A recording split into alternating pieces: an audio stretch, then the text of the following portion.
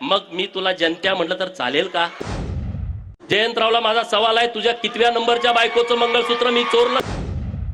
तुम्ही मला मंगळसूत्र चोर म्हणता, तुम्ही मला मंगळसूत्र चोर म्हणता. जयंतरावला माझा सवाल आहे, तुझ्या कितव्या नंबरच्या बायकोचं मंगळसूत्र मी चोरलं? सांग लोकांना. बरोबर ना?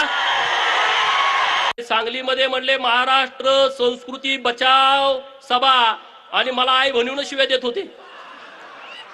मला ते गोप्या गोप्या म्हणले का नाही सांगा? कुठल्या टीव्ही वरती ह्याच्यावर चर्चा झाली का? एक विधानसभेचा आमदार ज्याला 40,000च्या मताने निवडून दिलाय त्याच्या विरोधामध्ये हे शिव्या देत आहेत, हे गोप्या गोप्या म्हणतायत. कुठं डेबिट झालं नाही, कुठं तिथं असा स्पेशल रिपोर्ट झाला नाही.